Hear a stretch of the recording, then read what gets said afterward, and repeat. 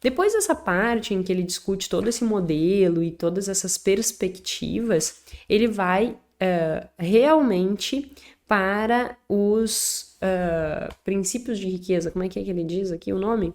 Deixa eu pegar o nome certo. Ele vai para os arquivos de riqueza. Então, ele começa a explicar o que seriam esses arquivos de riqueza, e aí são frases que ele discute sobre, tá? Eu não vou passar pelos 17 arquivos de riqueza, porque seria um tanto quanto desumano no sentido de que ia ficar chato, né? Tal coisa, tal coisa, tal coisa, tal coisa, tal coisa, tal coisa. Então, eu vou passar por alguns pontos. Antes de entrar nesses pontos, na fase introdutória, eu não sei exatamente em que página, mas ele diz uma coisa que a gente precisa ter cuidado também. Ele diz assim: para que você tenha uma mente milionária, você precisa vivenciar coisas milionárias. Você precisa estar nesse ambiente, você precisa sentir esta energia. E aí ele diz assim, que você precisa ir em, por exemplo, restaurantes chiques e elegantes, para que você viva esta abundância. E para isso, se você não tiver dinheiro, vale parcelar. Pelo amor de Deus, não caia nisso.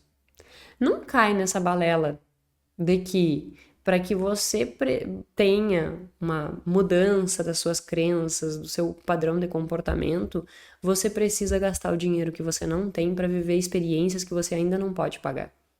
Se você fizer isso com você, você está se colocando no verdadeiro túnel da escassez, que é na dificuldade financeira. E aí a gente vai ter todas aquelas dificuldades de problema financeiro ampliado, ter o foco atencional direcionado a este problema financeiro, e aí você não consegue pensar em outra coisa, a não ser nisso. Você deita na cabeça e pensa, será que eu vou dar conta de pagar? E aí a sua atenção fica naquilo, prejuízo cognitivo. Então, isso é uma coisa que ele coloca no livro e que definitivamente não é o caminho. E aí ele tem algumas contradições em relação a isso, inclusive, porque ele traz isso, mas aí depois ele diz assim, se você, ele tem ele coloca uma frase, inclusive, num dos arquivos de riqueza, no arquivo 15, ele coloca a frase, quase sempre compramos coisas que vão, né, nos dar prazeres imediatos, e este processo, esse comportamento não passa de uma tentativa fútil de compensar insatisfações da sua vida.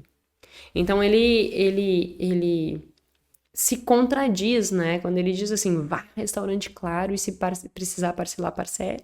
E do outro lado ele diz assim, se precisa ter um prazer imediato, isso é uma decisão fútil que nada tem de riqueza. Então ele meio que se contradiz nisso. Eu acredito no que ele está dizendo nessa segunda parte, não no que ele está dizendo na primeira parte. E aí, mais uma vez, a gente tem que ser crítico ao olhar, né? E ler, porque senão a gente vai, mais uma vez, sobrevalorizar aquilo que ele está dizendo que é confortável. O que é confortável? Vá no restaurante caro. Pá! Se ele tá mandando eu ir no restaurante caro, eu vou ir. É super confortável ir no restaurante caro. Se isso vai fazer com que me leve à riqueza, estou lá amanhã. E aí, aquela questão, né, do nosso viés de confirmação, em que nós vamos sempre buscar sobrevalorizar as informações que fortalecem as crenças que nós já temos, que fortalece aquilo que já é mais fácil e mais confortável. E aí é óbvio que eu vou lendo o livro, eu vou me lembrar depois que ele mandou ir num restaurante, mas eu não vou me lembrar que ele disse que consumo de prazeres imediatos, na realidade, é só para compensar as tuas insatisfações. Então, é importante que a gente tenha essa perspectiva para que a gente consiga escutar, né, ler estas coisas e não sobrevalorizar essa parte que ele manda ter um comportamento que, na verdade, não iria nos ajudar. Né?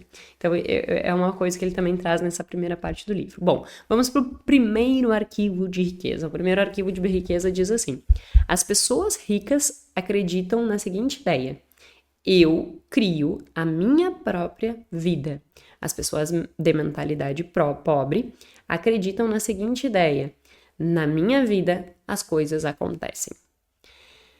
E aí ele fala, né, que a primeira pista da mentalidade de pobreza aqui é que a culpa é sempre dos outros, nunca é minha. O segundo que ele menciona é sempre há uma justificativa do porquê que eu não tô tendo um resultado. E a terceira é vive se queixando, que tudo isso estaria alimentando esta mentalidade de pobreza. Eu concordo plenamente com ele. E não só eu, mas os estudos. Se a gente for pensar, isso que ele está mencionando é o que já tem um episódio aqui sobre lotos de controle interno. O que é o lotus de controle interno? Ao invés de eu pensar no externo como uma justificativa dos meus resultados, eu olho para mim e penso, qual é a minha responsabilidade dentro desses resultados? E o que eu preciso mudar para que esses resultados sejam diferentes? Hoje me mandaram uma caixinha no Instagram perguntando: eu tenho não sei quantos anos, eu tenho não sei quantos filhos, quantos netos, completamente satisfeita, minha vida é um caos, um problema e tal. Se a pessoa, ela só vai estar olhando pro externo e dizendo: isso é um problema, aquilo é um problema, aquilo outro é um problema, isso é um problema, ela nutre o problema. E aí ela justifica as dificuldades dela com base nesses problemas, com base nessas questões exógenas. E aí ela não entra para dentro para buscar soluções. Nós precisamos, a mudança, ela parte de dentro para fora, nunca de fora para dentro. Você tem que olhar para você e pensar assim, qual é a minha responsabilidade? Então, um pacto que eu sugiro que você faça comigo, e eu faço recorrentemente esse pacto comigo, você está proibida de reclamar. Se há um problema, se há um desafio, qual a solução? Pensar na solução, pensar na solução, pensar na solução. Isso vai nutrindo a nossa capacidade de dinamismo, a nossa capacidade de viver melhor, porque a gente para de ficar aquela coisa ruminando pensamento negativo e a gente vai lá e faz o que tem que ser feito, sabe? Então, concordo aqui com o Harv, que está dizendo que a gente precisa ter autorresponsabilidade. Segundo arquivo de riqueza, as pessoas ricas entram no jogo do dinheiro para ganhar. As pessoas de mentalidade pobre entram no jogo do dinheiro para não perder. Sabe que eu li um artigo esses dias muito interessante a esse respeito, e eu vou trazer aqui no podcast para a gente analisá-lo. É um artigo que discute o tema da escassez, e ele fala que a grande questão das pessoas que estão numa situação de vulnerabilidade, de pobreza, muito além do simples fato de não ter acesso a tudo que seria necessário, a perspectiva delas em relação ao mundo é sempre de perda. Olha que interessante. Ele diz o seguinte, ele diz que se você pegar, por exemplo, uma pessoa que não tem alimento suficiente na sua família e ela ganha uma cesta básica, aquela cesta básica, ela não é percebida como um ganho, como um ponto positivo. Ela é percebida como a minimização da perda maior. Então, o tamanho da perda vai ser menor, mas ainda assim eu estou perdendo. Vamos tentar levar esse exemplo de uma forma didática. Pensa que durante os 30 dias do mês, normalmente ela fica 20 com dificuldade de alimentar-se. Se ela ganha uma cesta básica, agora ela consegue se alimentar mais 10. Mas ainda assim, temos 10 dias sem disponibilidade de alimentos suficientes. Ou seja, ela ainda está na perda. Ela ainda está perdendo. Então, o ganho da cesta básica só minimizou o quanto ela tem de perda, mas ainda assim ela está olhando para a perda. E isso é uma questão que também vai nutrir esta perspectiva de pobreza, digamos assim. E aí ele traz essa frase, né, que as pessoas ricas entram no jogo do dinheiro para ganhar e as pessoas de mentalidade pobre entram no jogo do dinheiro para não perder. Provavelmente ele nem tenha a consciência também de que existe essa discussão científica em relação a isso, mas faz bastante sentido. Faz bastante sentido. Por isso que a gente tem que sair do jogo de perder e entrar no jogo de, por exemplo, você vai fazer uma reeducação financeira e você precisa conter gastos. Você não pode alimentar em você que você está perdendo de consumir as coisas. Você tem que nutrir em você que eu estou entrando neste jogo para ganhar. E ao não comprar determinada coisa, eu estou ganhando, porque eu estou no jogo de que eu tenho um objetivo maior a ser alcançado. Isso é uma perspectiva bem interessante da gente, de nós pensarmos, tá? Eu compacto com ele. Arquivo de riqueza 3. As pessoas ricas assumem o compromisso de serem ricas. As pessoas de mentalidade pobre gostariam de ser ricas.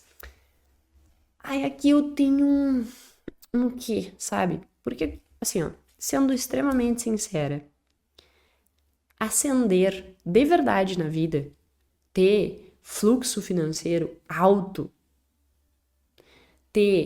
sair da média e ter um resultado extraordinário, exige um esforço que grande parte das pessoas não estão dispostas a empregar. Não estão dispostas a empregar. Eu trabalho de domingo a domingo praticamente. Quantas pessoas estão dispostas a isso? Aí você vai dizer assim, eu não tô disposto a isso mesmo. Trabalhar de domingo a domingo? Trabalhar em média no mínimo 10 horas por dia. Acho que o normal deve ser 11, 12, que eu trabalho, né? Aí vai olhar e dizer assim, não tô disposto a isso. Eu quero mais tranquilidade, eu quero parar de trabalhar mais cedo, final de semana eu não quero me envolver com nada disso, quero ir pra praia, quero, sei lá, jogar um futebol, olhar uma Netflix. E aí, por que eu penso assim de forma um tanto crítica a isso? Porque eu acho que nem todas as pessoas vão querer enriquecer, sabe? Nem todas as pessoas vão querer passar e pagar esse preço. Só que daí a gente tem que ter um cuidado. Se você não está disposto a pagar este preço, entenda que você também não vai galgar este resultado. Portanto, você tem que equilibrar o quanto de esforço você está disposto a empregar com o quanto de objetivos você tem para a tua vida. Para que daí você equilibre, bom, eu não estou disposta a empregar este esforço, então eu também não posso ter esse sonho. Por exemplo, assim, eu, Jéssica, eu sempre disse que o meu objetivo é viver numa casa confortável, que tenha um pátio, que tenha grama, que tenha um condomínio fechado, que os meus filhos estudem no melhor colégio que está disponível no momento que eu tiver filho, que eu quero ter uma liberdade financeira. Isso tudo custa dinheiro. Se eu olhar para tudo e não pouco, se eu olhar para tudo isso e dizer assim, não estou disposta a empregar esforço, bom, então eu vou ter que readequar os meus objetivos. Jéssica, se tu não tá disposta a empregar o esforço necessário para alcançar isso, no caso de uma casa num condomínio fechado, com grama, pátio grande, lugar grande, com bastante verde, no meio de uma cidade, no caso Florianópolis, né, onde eu moro. Se eu não estou disposta a empregar o esforço para conseguir atingir este resultado que me custa caro, e não digo caro, né? Se eu disser assim, custa caro. Depende da perspectiva. Se eu não estou disposta a empregar o esforço necessário para conseguir isso, sendo que um outro pilar da minha vida é segurança, então eu jamais faria isso me colocando em risco de fragilidade financeira. Então, tem toda uma estrutura antes que eu exijo para que isso aconteça. E isso vai exigir muito esforço da minha parte. Se eu olhar para tudo isso e dizer assim, não estou disposta a empregar esse esforço, bom, então eu tenho que readequar meu objetivo.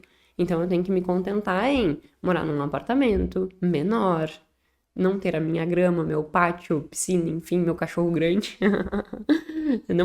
Eu tenho que readequar o meu objetivo. O que tá certo? Não tem certo e errado, sabe? É a questão de o que é coerente para você. O que é coerente para você? Aí dentro do que é coerente para você, você tem que pensar, isso é o coerente para mim, eu aceito E para mim é coerente morar num apartamento menor, ter um pouco menos de liberdade de escolha, né? Eu não posso, eu quero fazer uma viagem, eu quero ter renda passiva, eu decido nesse mês não trabalhar porque eu quero me focar em outro objetivo. Essas liberdades, dependendo da disponibilidade de recursos que tu tenha, tu não vai poder ter. E aí, tu tem que entender que esse vai ser o preço que você vai pagar por não querer se esforçar o tanto que você deveria se esforçar. E se esforçar não significa que, então, se eu trabalhar 12 horas por dia, de domingo a domingo, eu tenho garantia de sucesso. Você também tem que trabalhar de forma inteligente, né? Você também tem que trabalhar de forma adequada.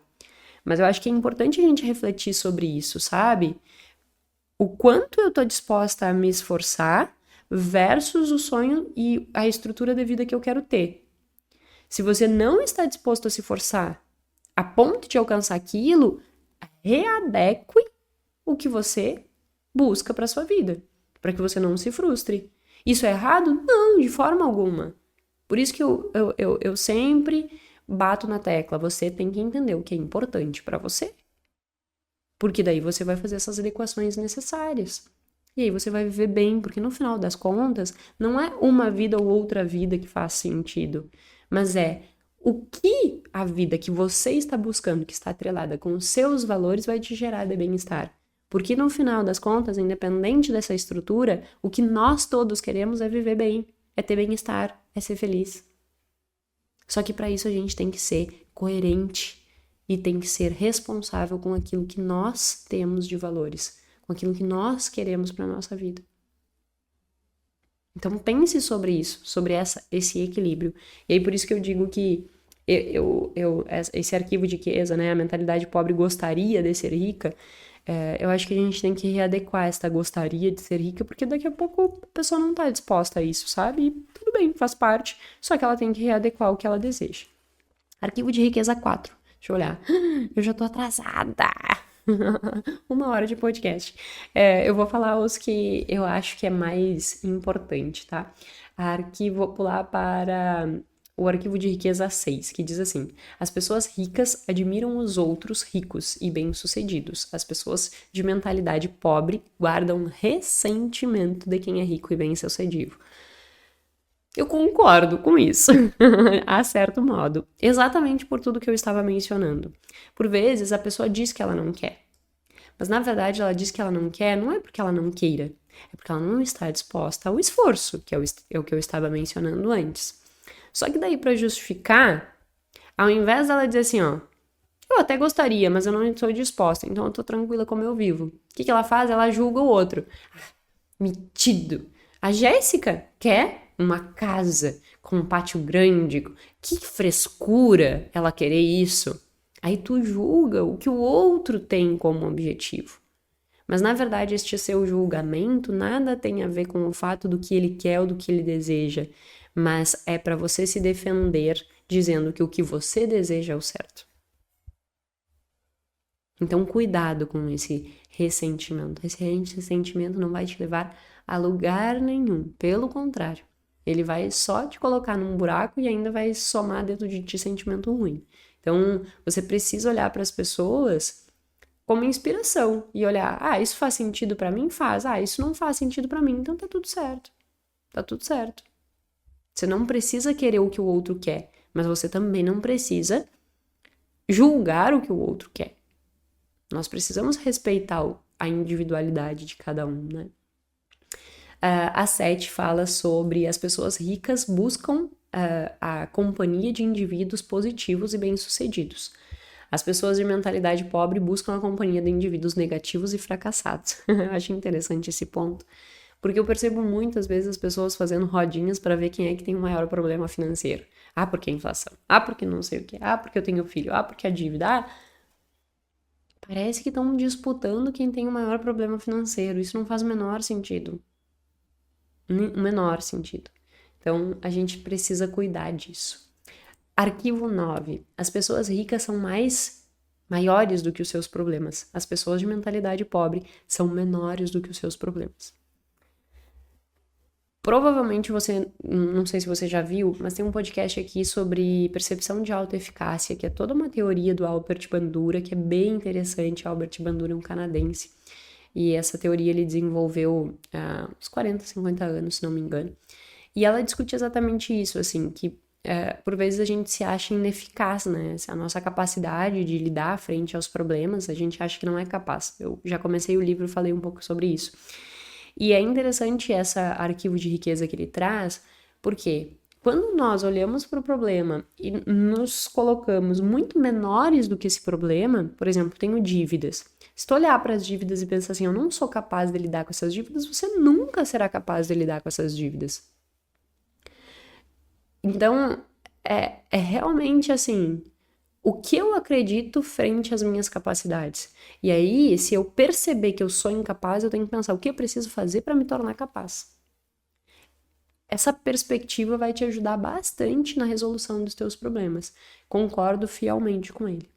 O 15 eu já tinha mencionado, né, do consumo, que ele diz que se tu está comprando coisas é para satisfazer as suas insatisfações da vida. Cuidar, consumo.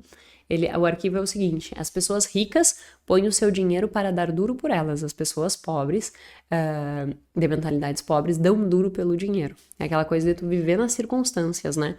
Sempre pagando conta e não colocando dinheiro para trabalhar para ti. E para terminar, eu vou falar sobre o 17, que é o último que diz: as pessoas ricas aprendem a se aprimorar o tempo todo, as pessoas de mentalidade pobre acreditam que já sabem tudo. Reforço a minha frase: se você acha que sabe muito, estudou pouco. Pronto. Nunca nós vamos saber tudo. Se nós estivermos dispostos a estar constantemente aprendendo, constantemente evoluindo, constantemente se desenvolvendo, isso nos tornará uma pessoa capaz de realmente empregar as mudanças necessárias para que a gente consiga alcançar os nossos objetivos. Agora, se eu assumir que eu já sei um monte, eu não vou fazer nada. E aí você vai estar estagnado.